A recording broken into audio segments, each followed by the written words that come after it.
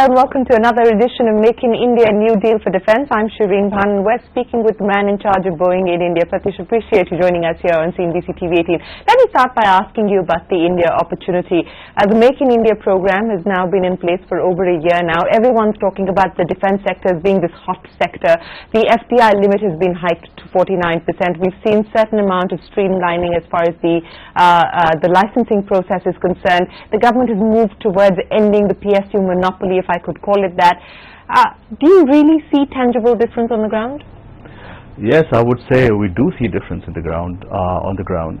In fact, we are all in. And right after, the day after the Prime Minister launched the Make India campaign last year, we started a new factory line to manufacture large sections of our Chinook heavy lift helicopter.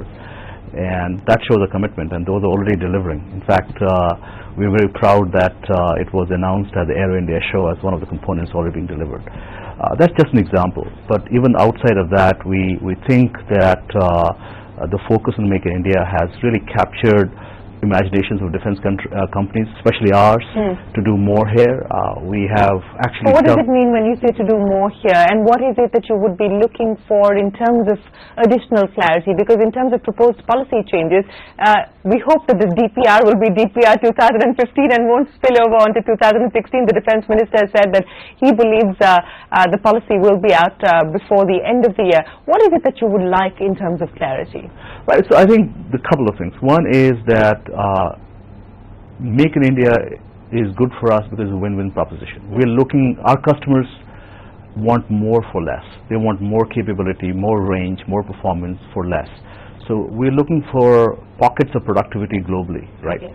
And India offers a pretty compelling proposition, especially for a highly engineered product like ours, you know, in which the broad and deep capability of India's engineering workforce is quite helpful.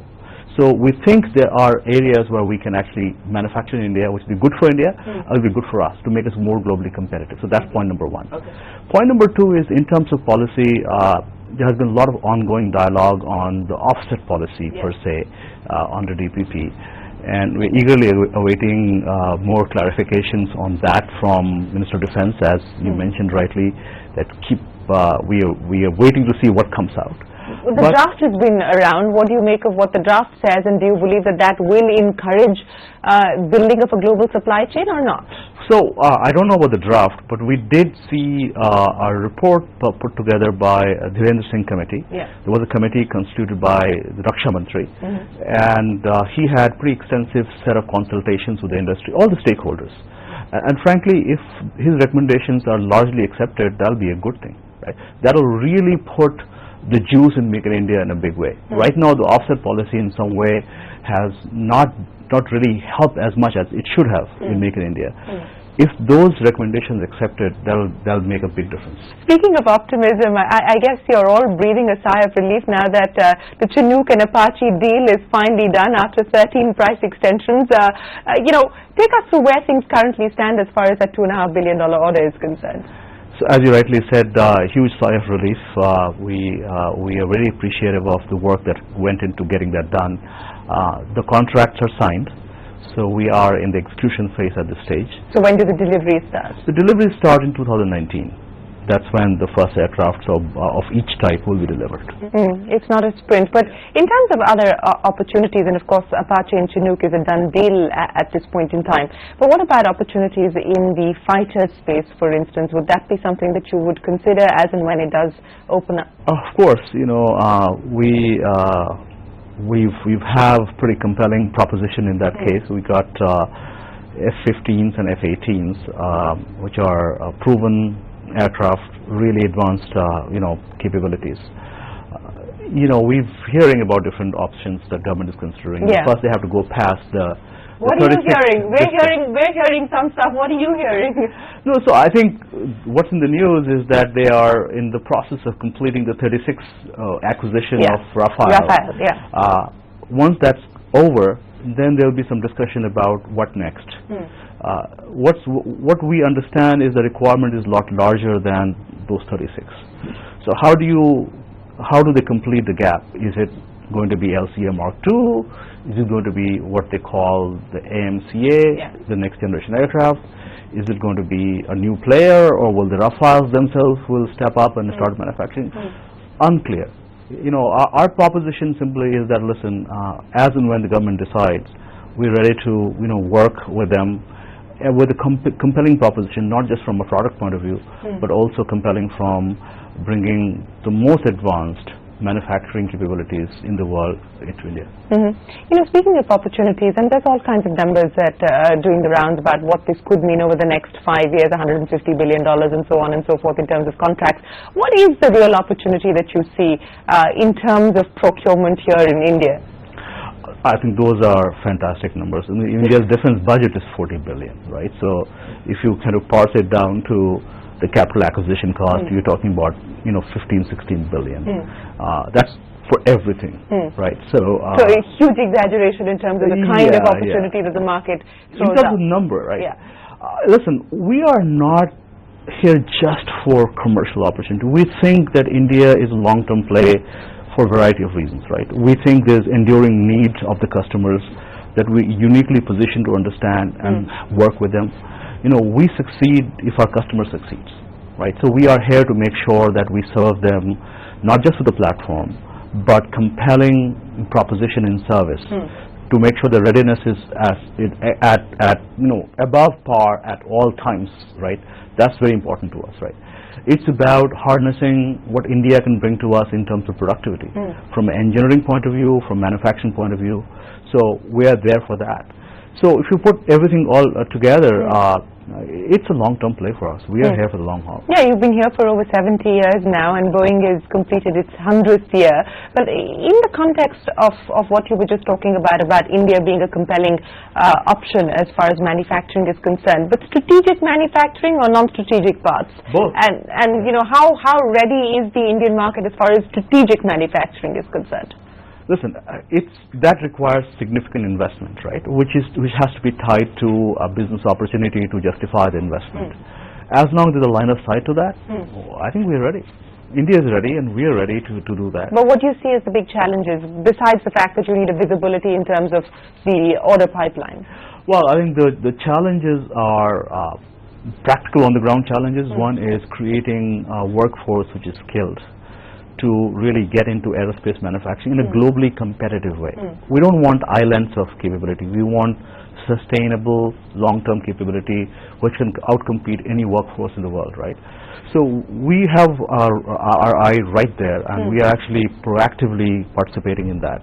We have a partnership with NSDC, and through that partnership we are training frontline factory workers in Bangalore today. We have a couple of batches already on the way, and the results have been fabulous. You know, 100% first class quality from those workers, which is remarkable, you know, given the journey we've been on. So that's one bottleneck we have to overcome.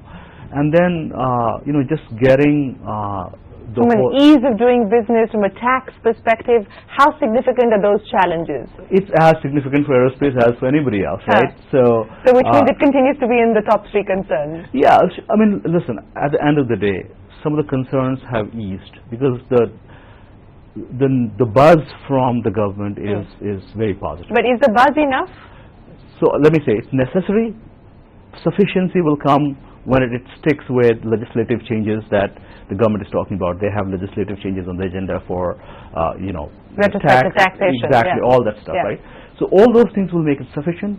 But frankly, I think at this point of time, what government is saying has gotten us interested in advancing the discussions on these areas. Let me ask you a broader question, which is not just India specific in terms of innovation. And that, you know, there is a lot of effort at this point in time to try and bring in innovation, especially for markets like India, to try and bring down fuel costs, cleaner technology, greener technology, and so on and so forth. What is really driving innovation at this point in time at Boeing? I ask you this in the context of a conversation that I just had with Aditya Ghosh at Indigo, and you know, they're excited about bringing the Neos in because they believe that they're going to see a significant cost saving as far as fuel is concerned. This is about math. That's a conversation you're going to have with him. Yeah. But you know, what is the driving philosophy at this point in time when it comes to innovation for you? You kind of hinted at that. You know, at the end of the day, there are 2 levels of innovations we talked about. One is what our customers, you know, are concerned about, which customer means airlines, which is fuel efficiency, right? It's about reliability, and it's about the cost. So how do we get a disruptive position in fuel efficiency, reliability, and cost position, right? That's what we work with our direct customers, airlines, with. And then the end customers, they're concerned about innovations like, hey, how do I feel when I travel? So, you know, we are coming up with aircraft like 787, where we maintain slightly higher pressure differential, so you know, passengers dehydrate less, so they feel better traveling. They are concerned about skipping over the hub system because they have to go through the whole security hassles, so more point-to-point travel. So we are offering products to help with that. And we are talking about, you know, what else can be done in flight to, you know, to make it more interesting and enjoyable experience for our end customers. So innovations on both fronts that we are working on. Okay. You know, since at this point in time the government is clearly trying to sort of push ahead as far as this whole Make in India business is concerned, but from a practical sort of the problems that you face on an everyday basis, high transaction costs, poor infrastructure, and so on and so forth, what is it that helps you stay competitive in India? What is it that helps you stay cost competitive in India specifically? I'll come back to my original point. We make highly engineered product. So India's cost competitiveness for engineering is compelling. Pretty good quality. So is that largely on account of labor arbitrage? What would it be? It's both labor arbitrage and talent availability. So that's one bit, right? The second bit, I would say that when it comes to sub-assemblies, which is a lot of there in an aircraft system, right? India is very competitive from, again, labor arbitrage point of view. We are trying to skill the labor workforce so they remain globally competitive on that, but that's another point of value for OEMs like us. Time for us to take a break, but when we return, we talk more about Boeing's plans for India on Make in India, a new deal for defense.